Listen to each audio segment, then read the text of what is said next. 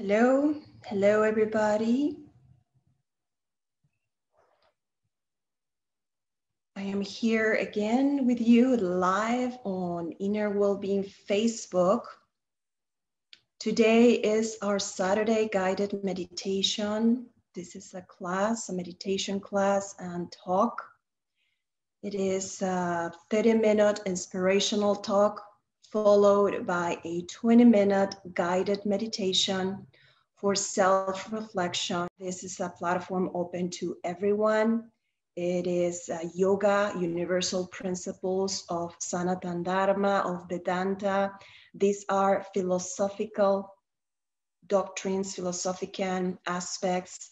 They are based in sacred scriptures, very important guidance scriptures from South Asia. This is where Buddhism was born, and also Sanatana Dharma.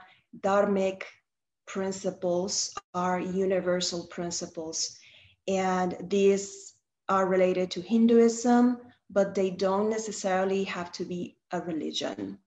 So these are principles that everybody can adopt, just like you adopt a healthy lifestyle or do a certain sport or maybe do meditation. We adopt principles, dharmic principles, they're called. So I hope this is interesting and inspiring and helpful for your life and the life of your loved ones and the people around you. Over the years, I realized that the most important aspect of our lives is our inner self, our spiritual side. I didn't discover that recently. I always felt like that since I was a child. And over the years, I realized that we have a voice and we can inspire people to have these conversations that are very crucial, very important for our happiness, for our self-fulfillment. I think everybody would agree that it is not enough with having material possessions, having physical beauty perhaps. It is not enough with having a good job or earning a high income. All of those things are wonderful, but they are not enough. So I want to create a space for people who are interested in listening to these topics, in talking about it, in discussing it, and exploring it. We are exploring ourselves. We are exploring our deepest dimension. For many people, these words sound alien. Many people, when they hear the self, the inner being, the deepest dimension, sometimes it is confusing or it's not really clear what that means. What is the self? What do you mean by that? How do we know about this, the self, the true self? We know about the self through important scriptures in India. These are the Upanishads and the Vedas. These are very important scriptures or texts that seers and sages of India wrote over the years as a compilation of wisdom, a compilation of information transmitted through meditation, through high states of awareness to high levels of consciousness. So this is what is special about dharmic principles, universal principles of yoga, that they are, of course, based on logic and reasoning, and they are very scientific. This is what we call scientific spirituality, but they are also inspired and nurtured through higher intelligence, a higher intelligence that we all have within ourselves. You can experience this higher intelligence by certain things that you know for sure. It is more than a belief.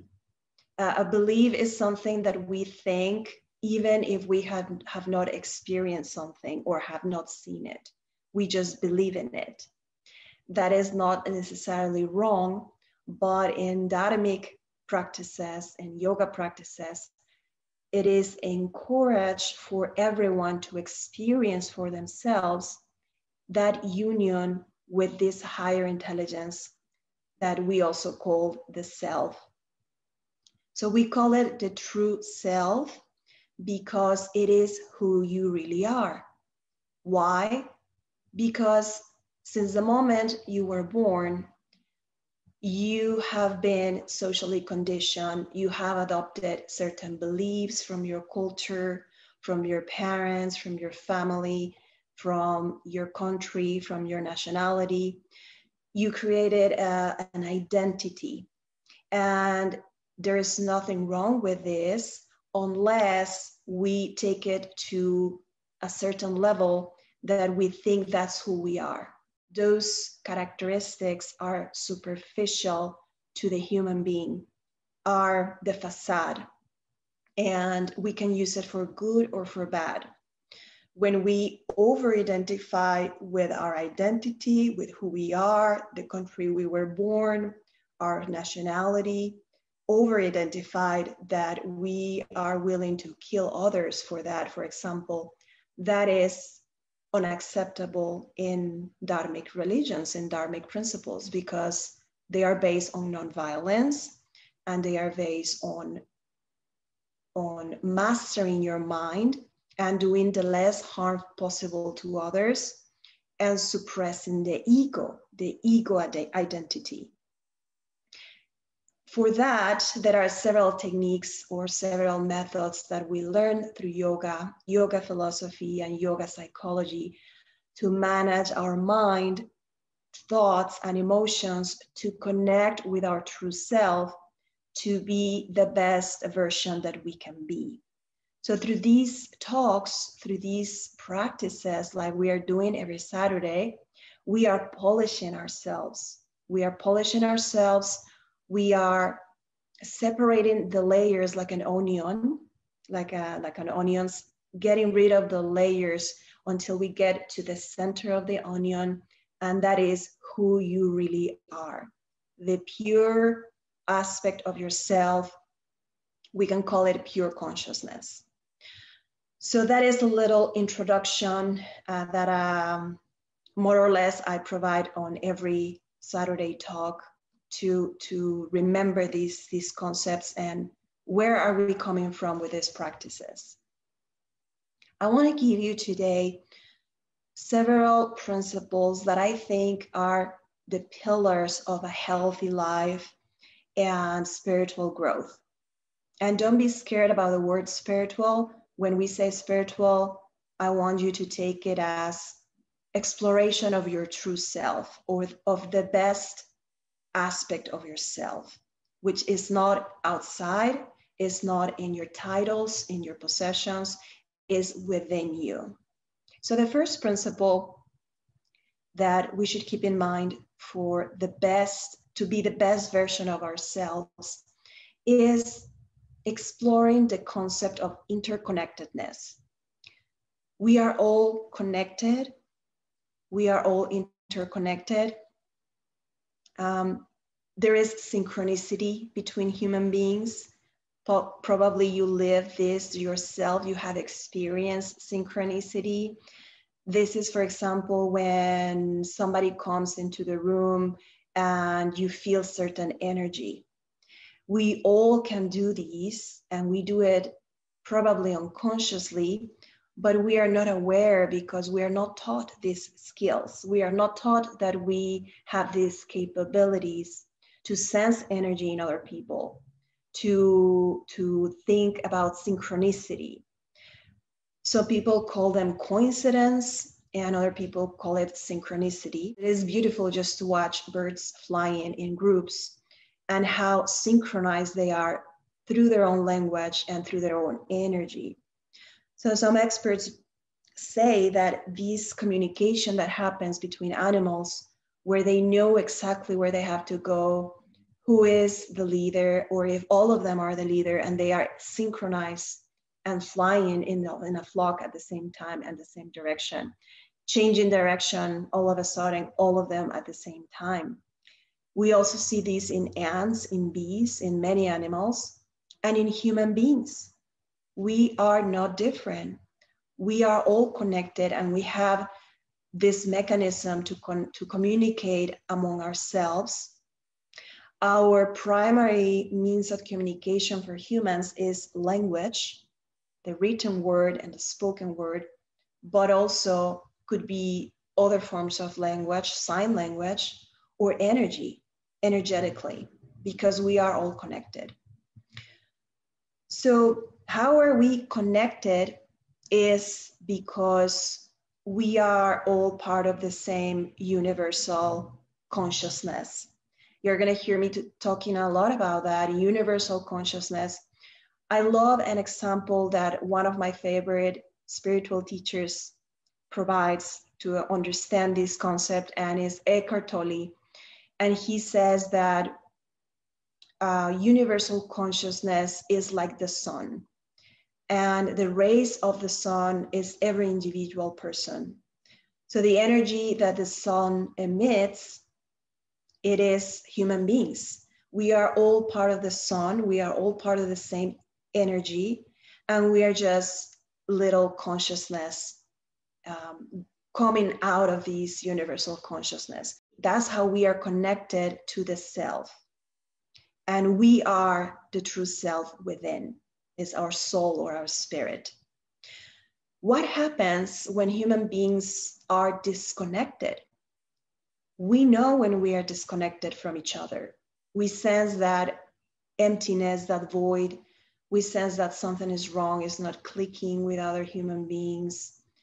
Sometimes we have arguments or disagreements, but sometimes we don't know why, but we know that we feel disconnected. Yoga was created to alleviate these potential sense of disconnection with other humans and with nature, with everything around us. Yoga means union. Through yoga, we are looking to close that gap, that void that sometimes human beings feel, and get closer to the creator, to universal consciousness, to God, through yoga. So the yoga has many, many tools, many ways, many paths to connect again, to reconnect with human beings and with creation itself. Another principle that is very important for a healthy life and for our personal growth is don't depend on external things or people to feel fulfilled or complete. So you may be thinking that this contradicts the first principle, that we are all interconnected. And now I'm telling you, don't depend on disconnection with people to feel fulfilled. But this makes perfect sense if you see that these dharmic principles and yoga principles is all about balance. Of course, we are all connected. We come from the same universal consciousness, but at the same time, we have to keep a balance and not depend on having other people around us to be happy or fulfilled, not depend on objects, material things, and possessions to be fulfilled. We cannot fulfill our needs ever. The mind was created to long for completion. We are never completed. Our evolution is constant, is always there. When we understand our human nature, that we are never going to be satisfied by another person and by other things, we understand the mechanisms of these. It's like a game. And then we can learn not to depend on other people or other things for our fulfillment. We cannot control other people's feelings towards us. We cannot control their presence in our lives. We cannot control how they choose to do it or how often. So it is frankly a lost battle if we are expecting to be fulfilled through external things. And again, yoga provides tools to go within.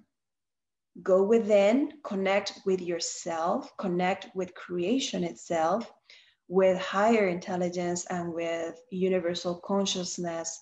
And that is going to give you complete fulfillment, hopefully, and is going to be permanent because it is under your control to go within as much as you want and as deep as you want.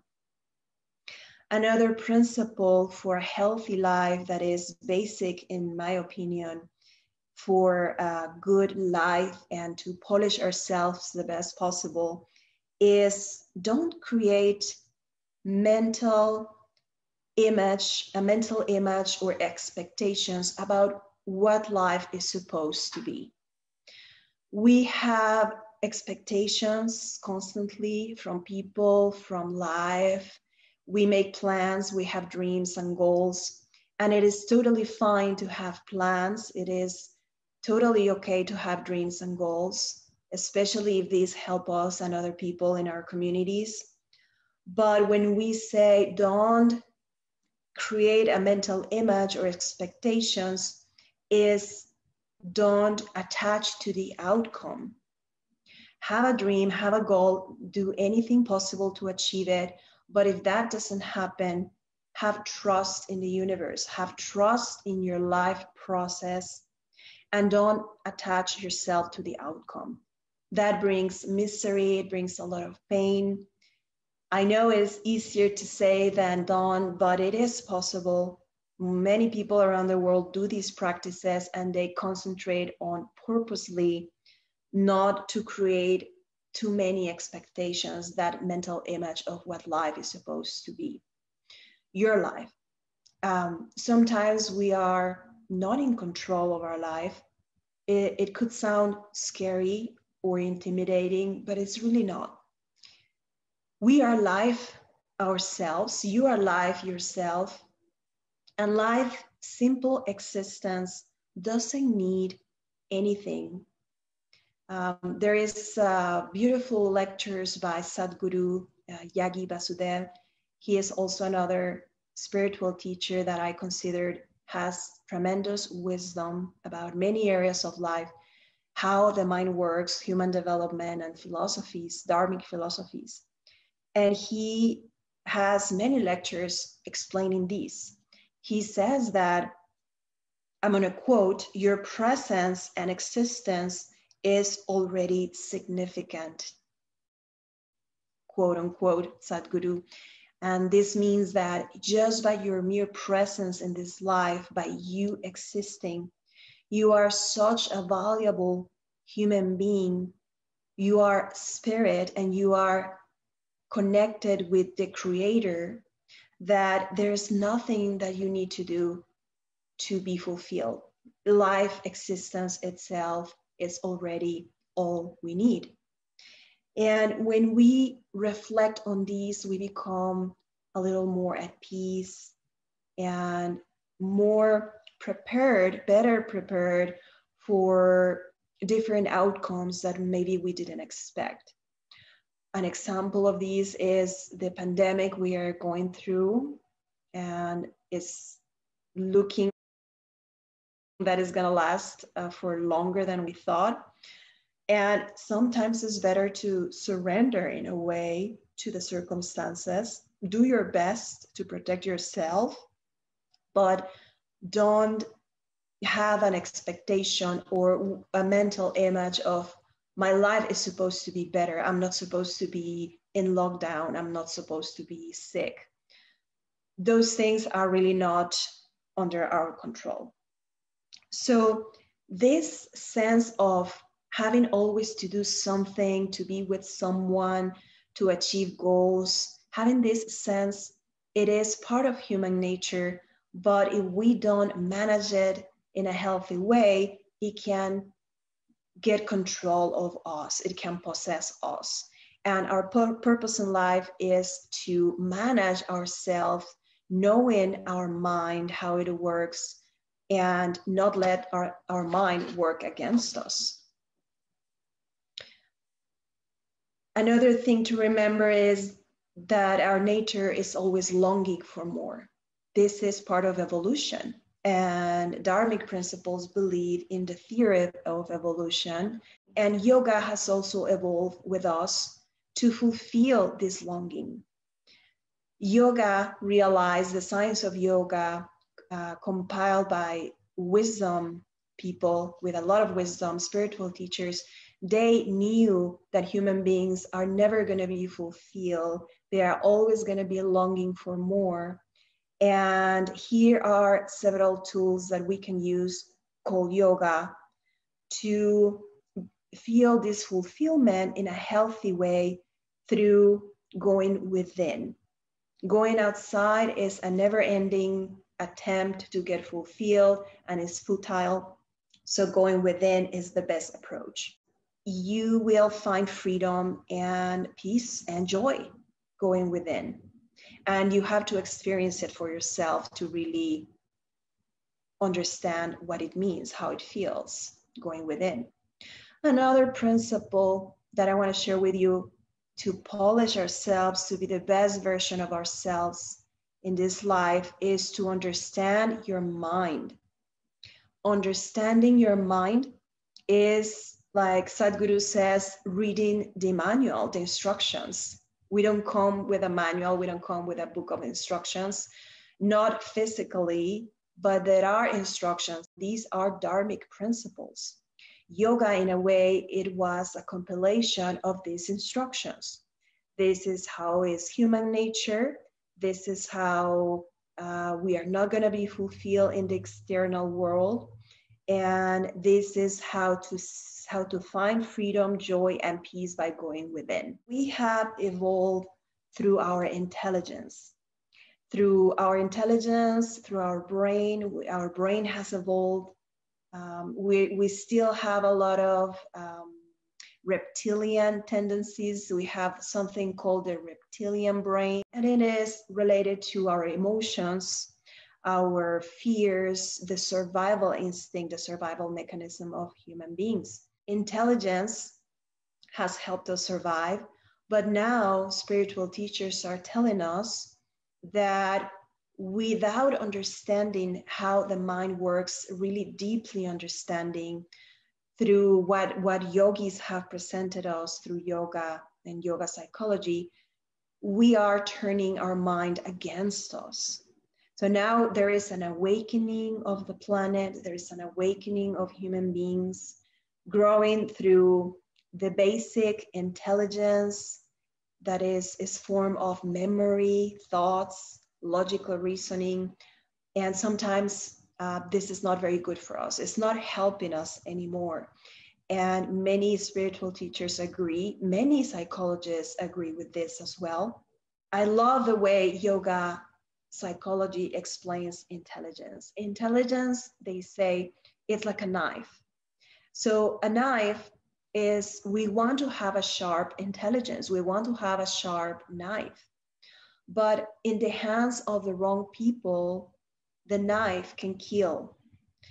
In the hands of the right people, a knife can save lives. The knife in the right hand, in the right mindset, in the right constitution, is going to be very positive, but the knife in the wrong hands is gonna be very dangerous. The mind is very complex. Mind is not in the brain. The brain has certain functions, but the mind is connected as well with universal consciousness. The mind is part of the subtle body. You heard me before talking about the 3 dimensions of existence, or the 3 bodies in yogic sciences. They call them the physical body or the gross body, the subtle body or ethereal body, and the causal body can be also considered as the soul, the jivatman, the inner soul, the spiritual side. In yoga, we call ahamkara to this aspect of the mind that contains the ego identity. So ahamkara is the ego, is the personality. It is who you think you are. It has to do with your culture, your background, your country, your language, your traditions, your religion. All of those pieces form who you are, who you think you are externally. But let's suppose that someone takes away everything from you. They take away your religion. They take away your possessions. They take away your passport, your nationality, all your documentation. Maybe they take away your eyes or your voice. So are you not yourself without all these things? Of course you are. There's something there that still remains. And this is the true self. This is pure consciousness. Yogic science tells us that when we over-identify with our ego identity, we see ourselves as separate from others. And this is where we start wars, we start divisions, we start racial divisions, classes, social classes. All of that is completely false, is superimposed by men to men, and it is social conditioning. None of that is who you are. All of that can change. Your thoughts can change. You can change your opinion from 1 minute to the next. You can change your religion from one day to the other. You can change your nationality from one day to the next. So none of that is who you are. Who you are is never changing, is permanent, is always there. It has always been there from the beginning of time or the beginningless time. And that is what we call the true self or pure consciousness. The mind creates more than 60,000 thoughts every day, and most of these thoughts are useless. This is how important it is to be the masters of our mind, manage our mind the best possible way. Don't let your mind turn against you. I always say your mind can be your worst enemy or your best friend.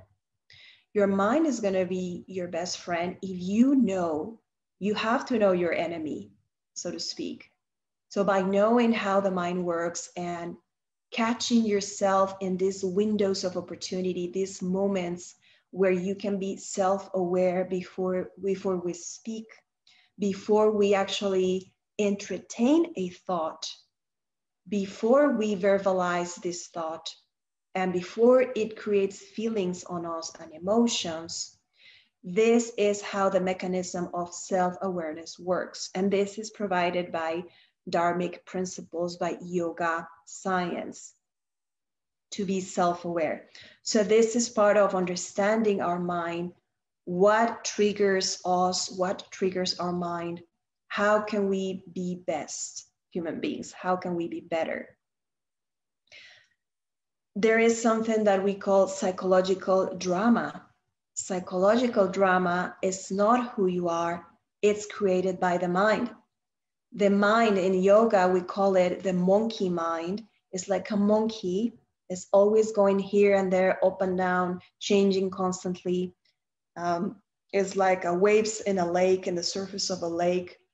And this is not who you are.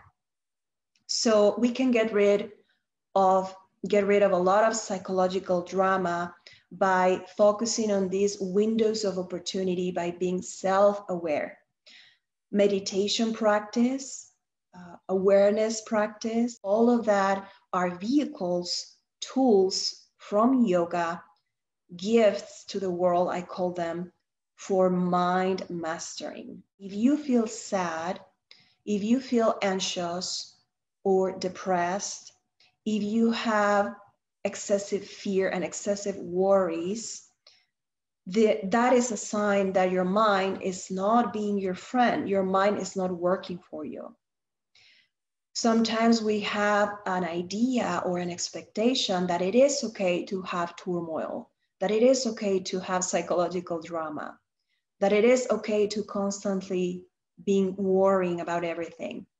And this is presented to us by the media, by social media, by television, by movies, magazines, actors, actresses, TV news. There is a lot of drama in all of these. And in life itself, there's drama. There is catastrophes, there is pain.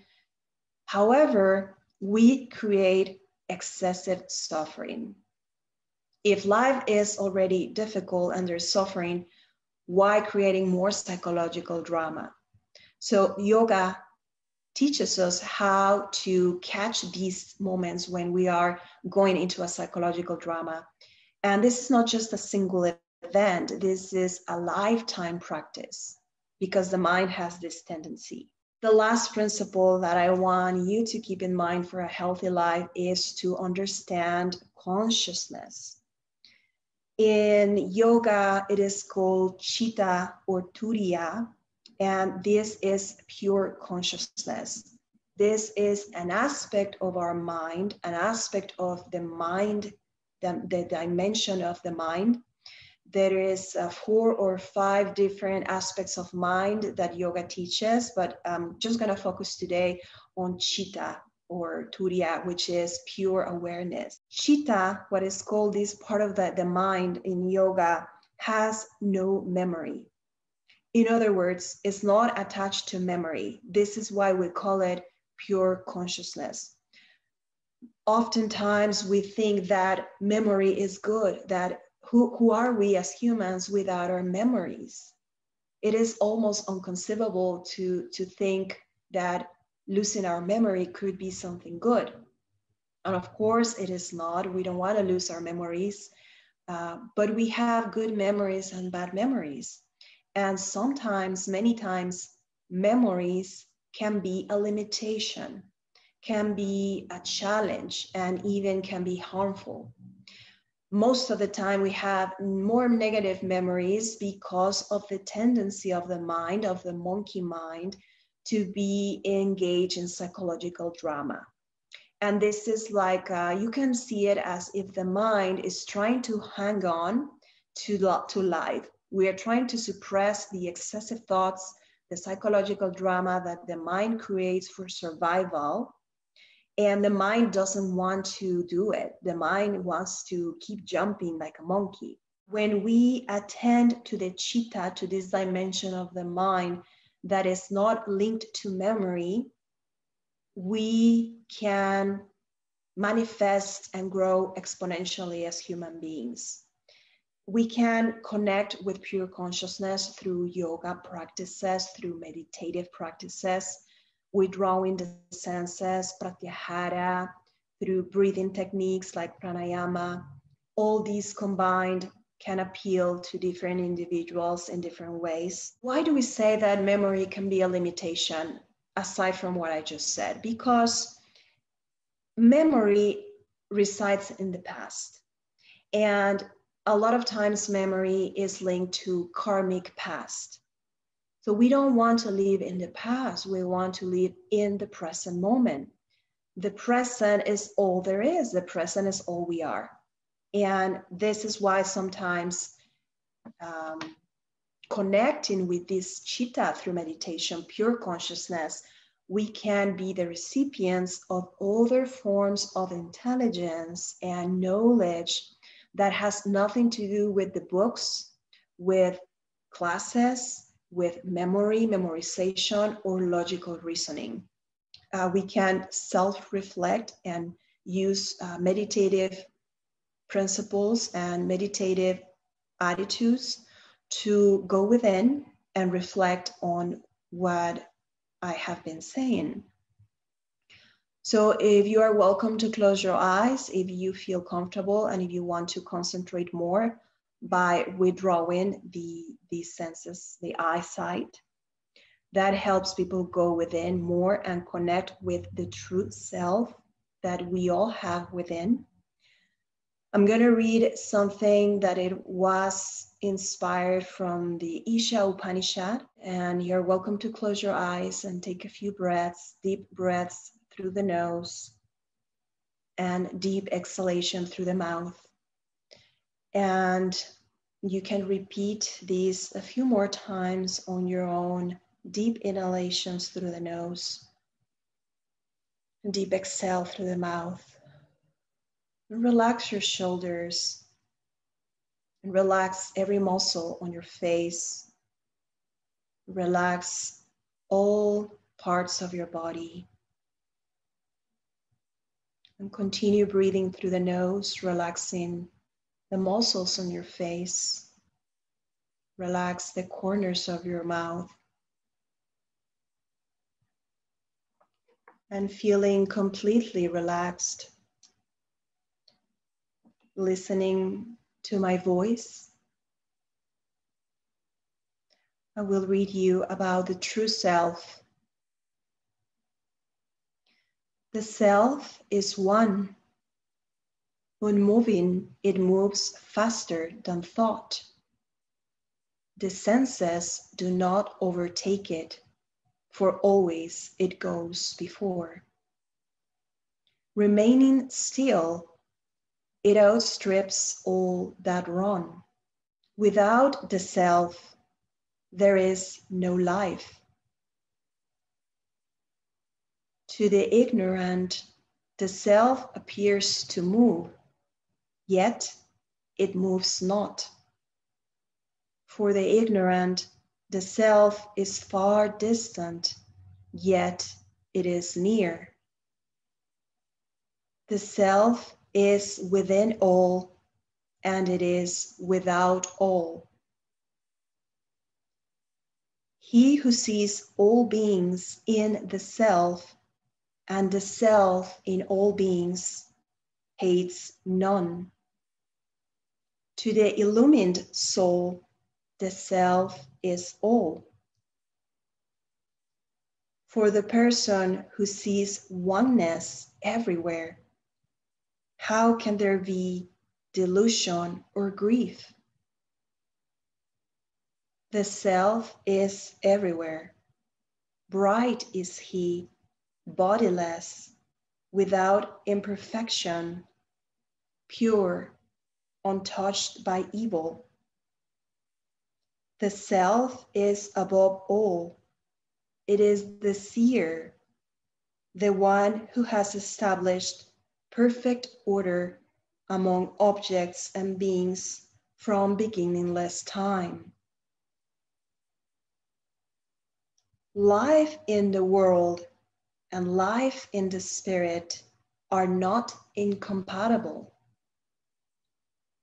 The purpose of our life, the purpose of our actions, of our work every day is to know the self within and Brahman without.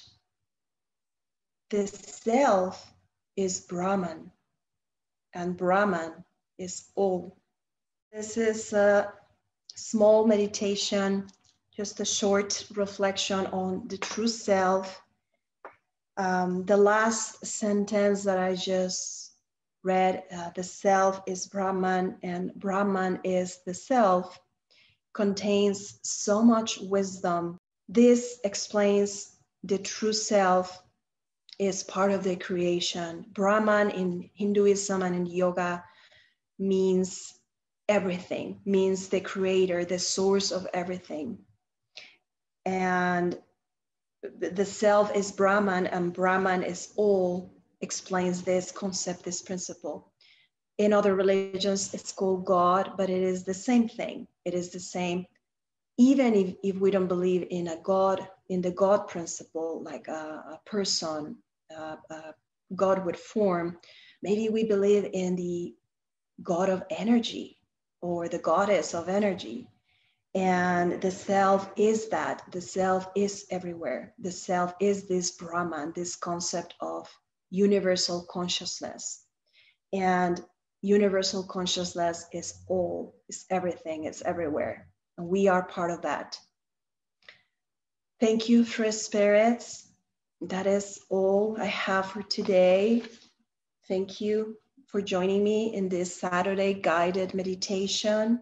I hope this was helpful, inspiring, give you joy, peace, and self-reflection, and a curiosity for exploring these dimensions of the mind, this pure consciousness, and the true self that you are.